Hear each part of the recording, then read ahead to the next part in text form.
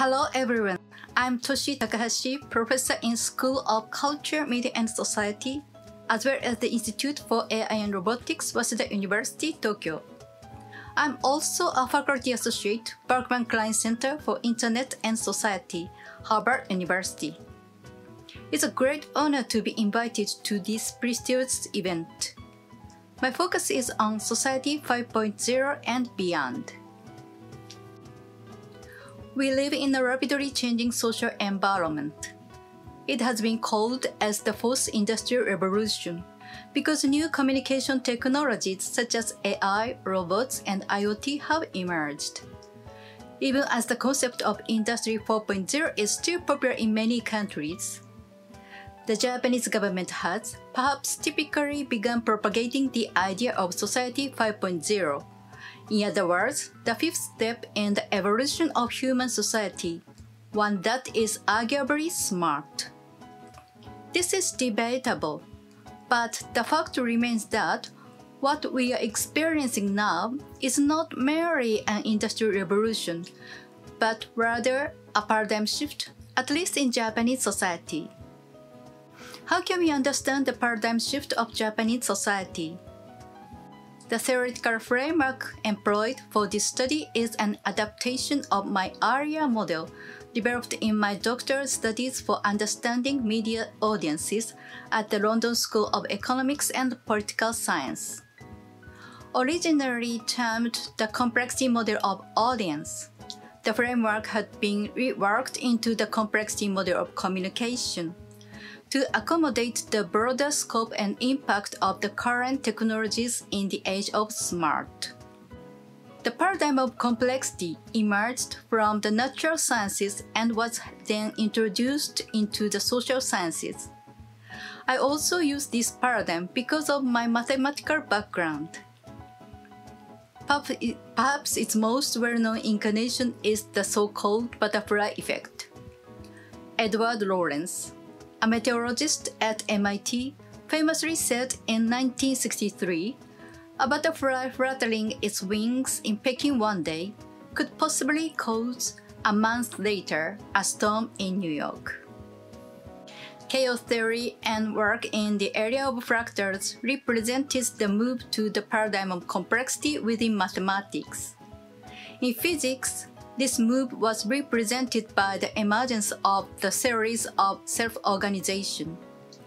In biology, it was by self-adaptivity and self-reflexivity. The paradigm of complexity also emerged from within the social sciences. In economics, it took form in the concepts of bounded rationality, increasing returns, and self-reflexivity, and in sociology, in autopoiesis and self-organization. How does it apply to human interaction with emerging technologies such as AI and robots? I provide an integrated framework for the demonstration of the complex system of individuals, social groups, and cultures, and the path of dynamic interaction between these in terms of interactivity, self-organization, adaptivity, and the notion of the edge of chaos, thus contributing to the idea of the human version of complexity theory. I depicted three levels of complexity in order to simplify the model, but there are really numerous complex systems that exist among the micro and macro level. Furthermore, each level is not discrete, but rather is intra- and interconnected and dynamically interacting with the others. In the AI age, there are three major powers in the macro level, coming from a national level, the global level, and the revolution of communication technology. Increasingly, innovations such as AI, IoT, and blockchain readily connect us across national boundaries, thus accelerating globalization. At the same time, it has given rise to nationalism such as Donald Trump's America First China's strong AI strategy, Brexit, and Japan's smart ICT strategy. These forces trickle down from the macro level to the small social group level and facilitate the recreation of cities, communities, companies, schools, and homes as smart. Therefore, people also have been highly influenced by smart technology in everyday life. However, forces also move upwards from the micro level of people's agency and empowerment. They reflexively create and recreate their communities and social groups through their engagement with AI. The complexity model of communication is a non-linear model and non-reductionist model to human communication. Therefore, it is neither shows power as coming down from the macro level through its institutions, nor power as going up from the micro level of people's agency or empowerment. The aim of this model is to show the dynamic interaction of micro-level phenomena, macro-level phenomena, and all the phenomena in between, thereby demonstrating the paradigm shift of society. The Fifth Science and Technology Basic Plan of Government of Japan identified the societies in which humankind lived in the past as a hunting society, agrarian society, industrial society, and information society, and termed a new society to follow them Society 5.0. Kei Danren redefined the concept of Society 5.0 in November 2018. Society 5.0 will be an imagination society where digital transformation combines with the imagination and creativity of diverse people to solve social problems and create value. They propose the following 5 dimensions for understanding a paradigm shift from Society 4.0 to Society 5.0. Problem solving and value creation. Diversity. Decentralization. Resilience. Sustainability and environmental harmony. Firstly, people will be liberated from focusing on efficiency and will place emphasis on satisfying individual needs, solving problems, and creating value. Secondly, people will be able to live, learn, and work free from suppression of individuality, such as discrimination by gender, race, nationality, and alienation by ways of thinking and sense of values. Thirdly, wealth and information will be distributed and decentralized throughout society. Fourthly, diversified and decentralized social infrastructure will enhance resilience and enable sustainable development. People will be liberated from anxiety and live in security. Finally, as data utilization increases energy efficiency and decentralization, people will be able to live not only in big cities, but also in a diversity of regions in harmony with nature. And Kei Danren suggests that Society 5.0 will contribute to the SDGs in the following 9 areas: cities and regions, energy, disaster prevention, healthcare, agriculture and food, logistics, manufacturing and services, finances and public services. Japan has the world's most aged population, with those over 65 years old making up for 27% of its population. To offset this, Society 5.0 proposes to create smart community with autonomous vehicles, drones, AI, and robots. For example, autonomous vehicles could make it possible for elderly people to go to hospital or shopping independently, connect with others by face-to-face communication in order to make their community sustainable. The drone delivery services could bring food, groceries, and medicines to them even if they live in the rural area. AI-supported telemedicine services will improve both local and global medical access dramatically. People can see doctors via telemedicine at home anywhere in the world. When they have a certain illness, AI system will suggest the most suitable hospital for them.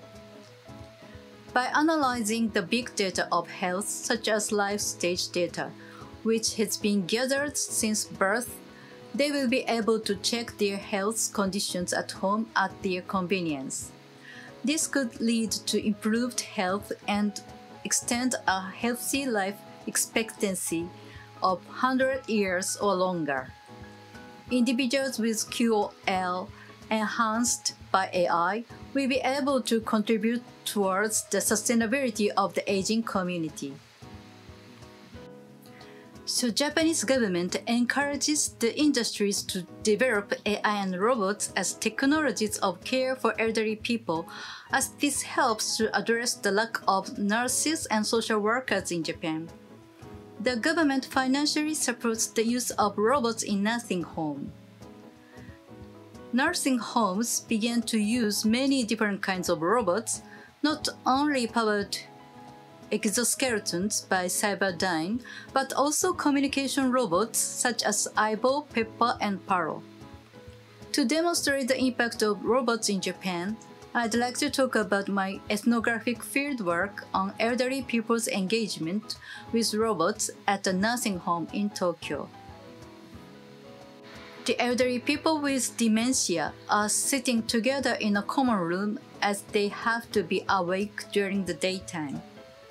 Some watched TV, others did nothing. But this silence was suddenly broken when the nurse brought in Aibo and Paro, which looks like a cute fluffy seal. The residents became very excited, lively, and smiled, touching and talking to the robot. Gradually, however, the excitement wears off, and a few began dozing off again. However, when the nurse came to sit next to them, they became happy to talk with the nurse wrist holding Paro. The nurses also seemed happy because Paro calms the patients and reduces tension. Each nurse has to take care of 5 people each floor, so she always feels pressure to make sure everyone is fine. The care manager Yukari Sekiguchi told me the greatest effect of robots is that they bring smiles to our nurses. Social robots are not just about healing people, but they act as media to connect and reinforce social intimacy between people at the affective level.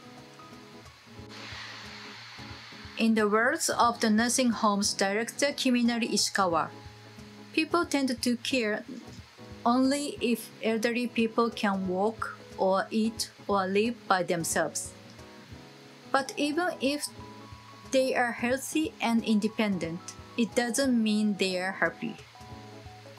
Interacting with robots by itself does not bring happiness.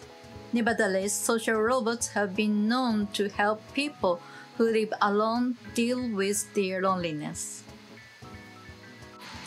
However, the social intimacy one can develop with such robots may also cause the psychological problems such as phenomena of eyeball loss.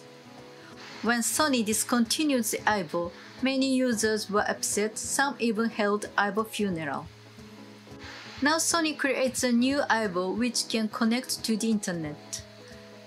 New eyeball has been developed dramatically by deep learning with big data of people's engagement with eyeball in everyday life.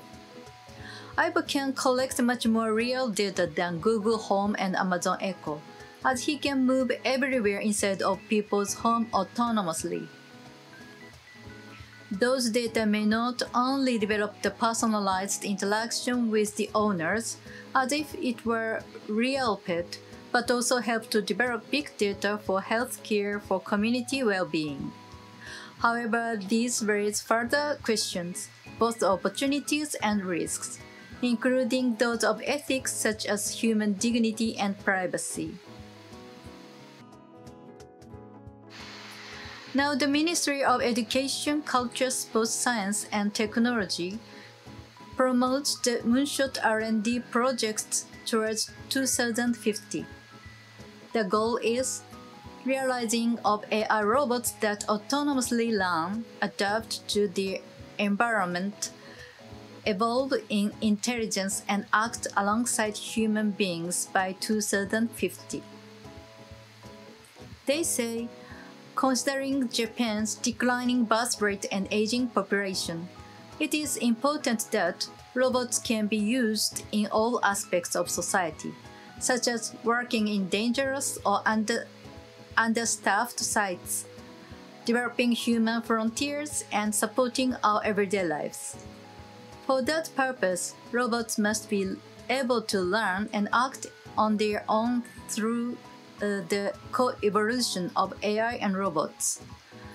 So our R&D aims to realize AI robots with advanced bodies and self-developed AI learning. I'm currently involved in one of Moonshot R&D projects. Our program director is Professor Toshie Fukuda, President of IEEE. Fukuda proposes the following two key concepts for our project. Co-evolution. AI technology and robot technology cooperate to improve their own performance. And second, self-organization. AI technology and robot technology self-modify their own knowledge and functions to adapt to their environment. And our project manager is Shigeki Sugano, Professor, Faculty of Science and Engineering, Waseda University. He says, our final goal is to build a human-robot symbiotic society by introducing a general-purpose AI robot that can work with people not only in housework and customer service, but also in welfare and medical fields where human resources will be in short supply by 2050. So AI could provide new opportunities of diversity and inclusion as one of the main aims of Society 5.0 and Moonshot R&D project in Japan. And for example, multi-language voice translation systems make it possible to connect with non-Japanese people transnationally. AI systems and human enhancement may improve the well-being of the elderly people and disabled. People can reinforce their social intimacy and social bonds transnationally, as well as work together to solve global issues such as environmental problems through the use of AI. In doing so, they may have new opportunities to create and recreate themselves, communities, and society through their interaction with others and AI locally and globally.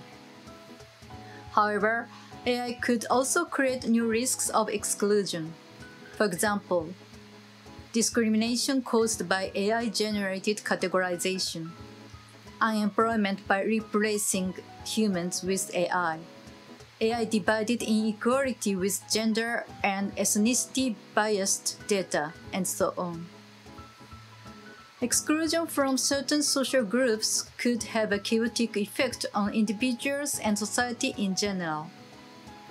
Given its potential for chaos, it is imperative that an AI society is also one that prioritizes the sustainability of human societies.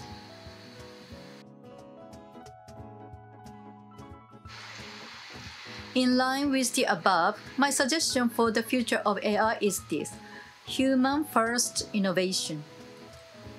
In the human-first innovation, I'd like to make the following 3 points. The first point is human-first. The second one is cross-disciplinary innovation. And the third one is self-creation. I'll briefly talk about each point. So AI is a tool for the aim that human beings want to achieve. Therefore, it is not AI, but we who decide our goal to create and recreate a better society in future.